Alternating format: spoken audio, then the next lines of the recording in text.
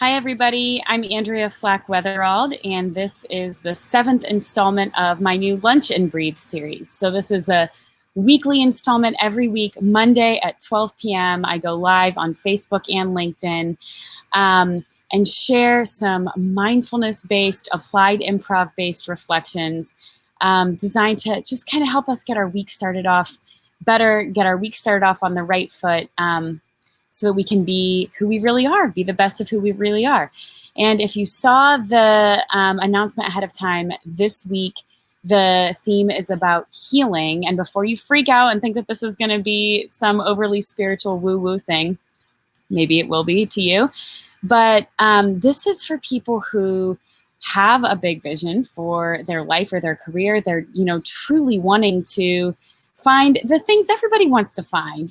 Professionally, we want joy, we want fulfillment, we want purpose, we want financial success. Personally, we want to know that we're accepted for who we really are in our relationships. We want real human connection. So if those are the things that you want personally and professionally, which is, I know, what a lot of the people who follow my work are looking for, there's a good chance that if you're anything like me, and meaning you are a list crosser offer, you like to have lists, you like to have plans, you like to have backup plans, you love that satisfying feeling of, if you have like a Trello, I use Trello, and I love the feeling of making a checklist and being able to fill in one more thing, one more thing, one more thing, and see the progress bar move forward. I love to know where I'm at in the process of, accomplishment. So if you're like that, you're just very, would you call that type A, I guess? And you have a big vision, and maybe the truth is that right now you're not feeling happy. You're not feeling that fulfillment, that joy, that purpose that you want in your career or in your life. You're not feeling that sense of belonging and connection with people around you. I have been there, and in the past, I have really struggled with not trying to achieve my way to joy, okay? So I hope that those words really stand out to you. Stop trying to achieve your way to joy. That's not the way to do it. That's not the way to get to joy, by making lists, and, incrementally checking one thing and then the next thing and the next thing off of your list. There is a reason why you are aware enough to know what you want, aware enough to know that you're not there. There's a reason why you're aware enough to notice that you're not happy, and yet you're still not, right? So let's unpack this idea a little bit more. I took some notes here, that's why I'm looking down, because I wanted to make sure I clearly communicated this thought. If you're just joining us live on Facebook or LinkedIn, we're talking about healing and why action-oriented, goal-oriented people should be paying more attention to that word instead of trying to achieve their way to joy. There's a different starting point. There's a different starting point that gets you where you want to be. So I want to unpack that concept a little bit because it's so important. There's nothing that's more important. There's nothing that's more important than for you to understand the deep truth of the fact that you don't achieve your way to joy. So maybe you have already, like I have in the past, noticed I'm not where I want to be professionally. I'm not there. Maybe you haven't even yet articulated what it is that you do want. You just know that this isn't it. Maybe that's where you are right now, and that's okay. When you start, maybe we'll see if any of this sounds familiar to you, because this is what I have done in those situations. I've started perfecting my LinkedIn or my website or my brand, maybe rebranding, maybe getting new business cards. I call this self-queer-eyeing. Maybe you've done this too, where it's like, I'm not feeling it. I'm not feeling my mojo. I'm not feeling joy. I'm not feeling purpose and fulfillment. And so what I'm going to do is I'm going to just start, maybe I'll get a new job. Maybe you've switched jobs and careers in pursuit of that joy and fulfillment and purpose that you're looking for. Maybe you've relocated. Maybe you've done like a whole new look, new wardrobe, new digs. Maybe you found a new apartment or a new house. maybe it truly is just like going over your resume and your LinkedIn and just trying to perfect and make it amazing, because you're thinking like, what would really make me happy is to just not be miserable in my job. So let me fix that, maybe, whatever it is. I mean, I remember in the past feeling very unhappy. We had a neighbor who was racist and would just say very hurtful things to my husband. And I felt like moving was the right answer. So I don't know what your situation is, like what specifically you are pointing at to be like, this is the thing that's making me not happy. This is the thing that if this one thing would change, then I would be happy. And so sometimes, what people do is they try and lose weight, or they start saving money because they're like, being a homeowner, that would be the thing, or whatever. Try to save up money. Maybe it's a relationship. Try to find a relationship. The point that I'm getting at here is that whatever it is, whatever the outcome is, new job, new career, new relationship, new house, new body, new bank account, whatever it is, I promise you, if your process of getting to joy is by trying to achieve those things, you are not going to find joy. You might achieve those things, and that is applause worthy. It's what harm could come from exercising and having a healthy body? What harm could come from saving money? What harm could come from being in a happy and healthy relationship? There's nothing wrong with those things. It's just that that's not where joy comes from. You're not going to find joy in the achieving of those things. You just won't, because there's a different starting point. And the starting point is in here, right? The starting point is getting in alignment right now, today, right where you are, finding joy, finding peace right where you are. And if you can't do that, it doesn't matter where you go. This is the reason. I'm just going to wait for a second for this airplane. I don't know. I'm not sure if anyone else is as distracted by that as I am. Can you guys hear it? It's loud. Okay.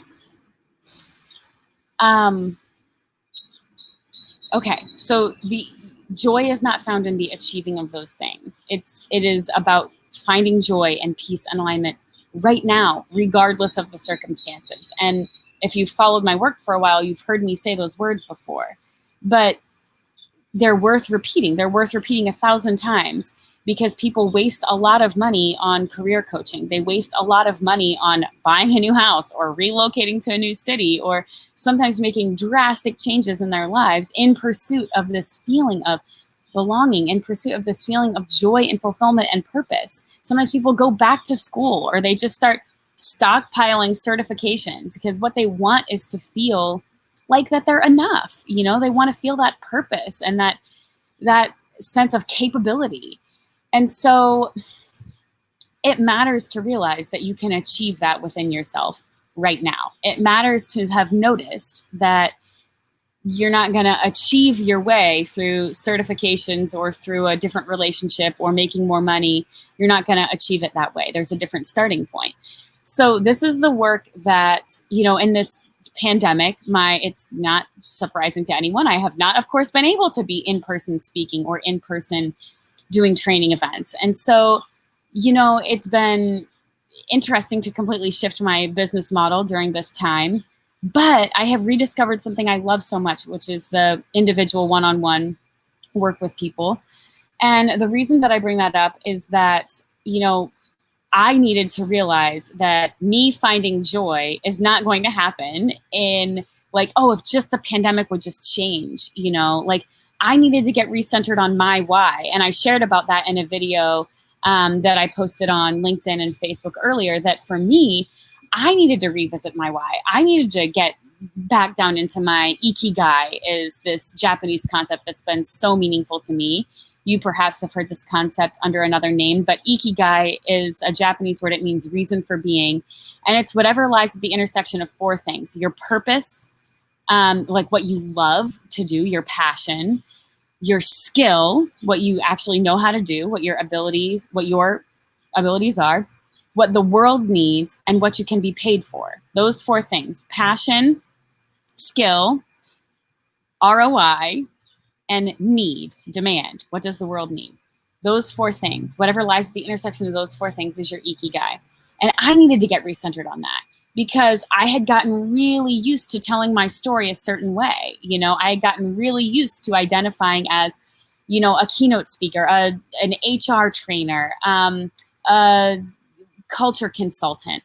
And there are perhaps ways of doing those things online. I was not finding that joy. I was not finding that same sense of purpose and trying to pivot that way. And let me tell you that I spent a lot of this pandemic trying to arm wrestle the situation back to how I felt it was supposed to be. And maybe you're doing that. Maybe you're doing that in your relationships. Maybe you're doing that in your career. And that's understandable. That's very understandable. What I want to share with you is that there's a different starting point. The reason why you're not happy, the reason why you're not in your purpose, is because there is a relationship somewhere in your life that needs healing. Maybe it's from the past. Maybe it's something that you've been through. Certainly, I have had that unpacking to do in my life as well. Maybe it's your current boss. Maybe it's a coworker. Maybe it's your significant other. I don't know who, but there's a relationship somewhere in your life that needs healing. And on the other side of your proactive identification of what that is, and then proactive healing of that relationship, which is a process I have a specific way that I teach of doing that I found to be most effective in my life and in my clients' lives.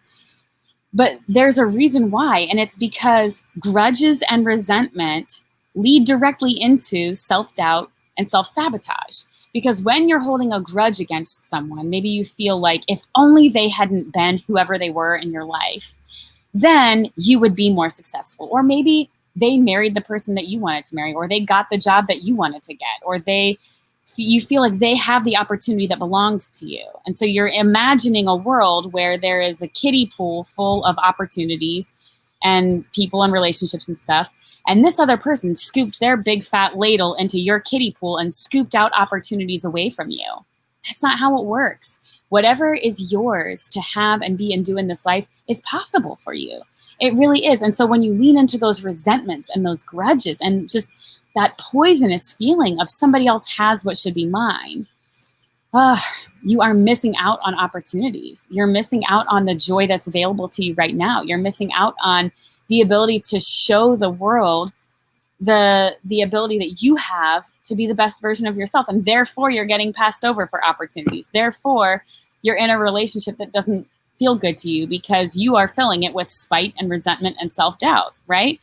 So this is the reason why healing matters so much, because you can't be who you're meant to be. You can't be your best self when you're hanging on to so much hate, so much resentment from the past.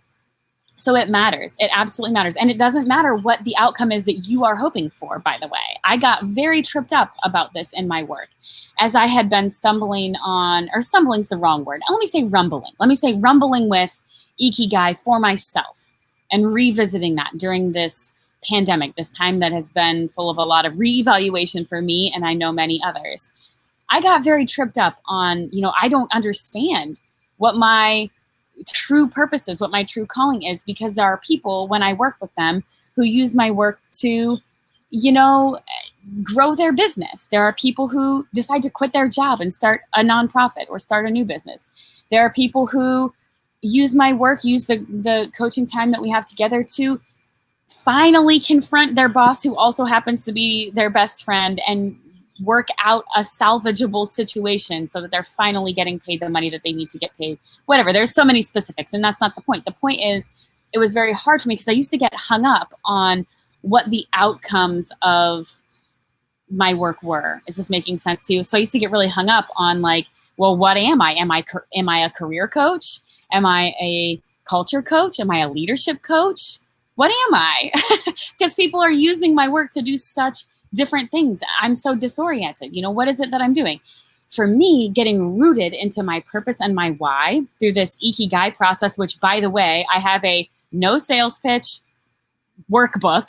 It's a free download. And if you let me know in the comments on this video or DM me, I will give you this free workbook to walk you through the process of identifying your Ikigai. What are the limiting beliefs? Identify those healing opportunities for yourself and learn this process that I teach for being proactive about it. Instead of waiting for oh, people tell me so often it's not the right time. They're not ready to do the forgiveness work yet. And I'm like, you feel ready to just hang on to all this crap? You feel like you're more ready to hang on to these resentments? A lot of people have this idea of forgiveness that's not what it has to be, okay? So I promise you that if what you want is joy, financial success, freedom, growth, connection, acceptance, belonging, if those are the things that you want, then you're ready for forgiveness work in any situation. I promise you. I promise you. So you'll see. If you ask me for the workbook, I will give it to you, and you'll see. And feel free to reach out with any questions as you're working through it. But let me round out this thought. So healing is the most important thing. Identifying first, there's this level 0 of identifying what joy and success looks like to you. Then we get to step 1, which is realizing what are the relationships in my life? What are the relationships in my life that need healing in order for me to stop getting in my own way? And then step 3 is step 2, really, because we started with level 0, which is the identifying what joy and success look like to you. What is your Ikigai? That's level 0. Step 1, identify what are the forgiveness opportunities so I can get out of my own way. And then step 2, proactively do that forgiveness work, right? As I was doing that for myself, that's when I realized, oh, I'm not a career coach. I'm not a leadership coach. I'm not those things. I'm a forgiveness coach, because what I like to do is help people do this most important work in the world of healing these relationship connections to themselves and to other people in their lives, so that they can have the freedom and clarity they need to be who they're meant to be on this earth. And sometimes that means that a boss is able to be a better boss and turn things around in their company culture-wise. That's great. I love for that to happen. Sometimes that means a single mom is able to stop working for a boss that she has not liked working for a long time and is able to get her business off the ground. That's great. I love that. Sometimes it means people feel like they finally have hope for their relationship with their dad. That's wonderful. Sometimes that means that people heal their relationship with their spouse. That's also wonderful. The various feedback I have gotten from this work used to feel so confusing to me, and now just lights my heart on fire, because I realize that it doesn't matter to me what you do on the other side of healing. It just matters to me that you know that whatever joy and success look like to you, it's possible for you. You are capable, courageous, willing, and worthy. That is my grounding mantra: capable, courageous, willing, and worthy. And whatever I'm stepping into, whatever unknown territory I'm stepping into in my life, I need to be regrounded on that mantra. And how I do that is through this very specific healing, proactive forgiveness process that I teach in this workbook. So if you'd like the workbook, leave a comment or DM me. I'll make sure that you get it. And no matter what happens today, I hope that you'll take some time to ask yourself those 3 questions. First of all, if you're not happy right now, why? And don't say it's because your boss is mean. And don't say it's because your kids are too loud during the pandemic. Believe me, I have felt that way. Let yourself realize that everything that is uncomfortable and painful in your life is helpful, because it's pointing you at an opportunity for healing or forgiveness. Just this morning, my kids woke me up to screaming and fighting, and I felt angry. And I was like, I am not going to start my day out like this. That's not what's going to happen. I am not going to let my feet hit the ground if my mission is to go shout at my children for being so loud right now. That's not the kind of day I'm choosing for myself. And so I was like, why is this making me so angry? They're not hurting each other. I realized as I continued to listen to their screaming that they were hiding from each other and scaring each other. And so some of the screams that I was hearing were actually laughter screams, not fighting screams. But it was still very loud and not my favorite way to wake up. But my point is, I realized, okay, it's because I'm telling myself a story that says I can't do the spiritual practice that I need to do in my own life when there's so much noise in my house. That's not true. There are plenty of ways for me. That's why I'm out here right now.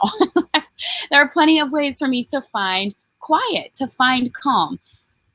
The things that we tell ourselves are the reason why we're not happy or are the reason why we're angry are sometimes actually just a paper lantern lighting your way towards a really important realization, a really important way to realize, ooh, I am unconditionally able to get tapped into who I really am. That's my deep truth. So what is that I need to do in order to get tapped into who I really am? For me, that meant I'm going to come outside. I'm going to close the door. I'm going to come outside with my dog, Farley, who's sleeping peacefully on the patio right now. And I'm going to be who I really am. And I'm going to do this work that I care so much about. And that's got nothing to do with my children screaming in the house. It's got nothing to do with that. Whatever it is for you, I hope that you will take some time today and be honest with yourself. What is it that I'm telling myself is the reason why I'm not happy, is the reason why I don't have the things that I want or need? What are those things? Ask yourself and be honest. Even better, bonus points if you take some time to write them down. Writing takes longer than thinking, and there is something really helpful that happens with that extra time. 2, ask yourself, what are the relationships that need healing in my life in order for me to get out of my own way? And I'll tell you how I've identified some of those are, what are the fake fights that I start imagining in my head? Not fake fights, the real fights, but that I'm imagining in my head before I go home for Thanksgiving, or when I'm just getting ready, if I'm improving energy, you know. Guys, sometimes it's weird stuff that you're not expecting, because not every relationship that needs healing is one where trauma has happened. Sometimes it's just, I gotta stop wanting to prove stuff to random girl from college that I used to feel competitive with. I just need to let that go, right? Or from high school, or maybe it's a sibling. People often share with me competitive feelings about siblings. That is also an opportunity for healing. So just get real with yourself about, like, what are the relationships that I need to heal so that I stop spending so much time in proving energy, or spending so much time in like wanting somebody to suck it and know that you definitely made it, right? Like, that's not joy. That's not joy. Do not mistake being impressive for being joyful. That's not what joy feels like. And then lastly, spend some time deciding to forgive. And if that feels confusing and abstract, please reach out to me for the download of this workbook, because I have done my very best to break this down into a practical, streamlined process that is very effective. It has brought a ton of healing and freedom into my life and into lots of other people's lives. So just reach out to me either through the comments on this video, and if you're watching the replay later, I will check. I'll check the comments frequently throughout the day and the rest of the week. But if you are watching the replay, maybe shoot me a DM on whatever platform you're watching. That might be the best thing. Thank you guys so much for joining me. Healing matters. Bottom line, stop trying to achieve your way to healing. Stop trying to achieve your way to joy. That's not how it works. There's a more gentle inside process that feels less like crossing stuff off a list and more like real, long-term, sustainable healing. And that's what I want for you. That's where real joy comes from. All right. Thank you guys so much. Sending so very much positivity to each of you. And I look forward to keeping this conversation going through the week. Bye, guys.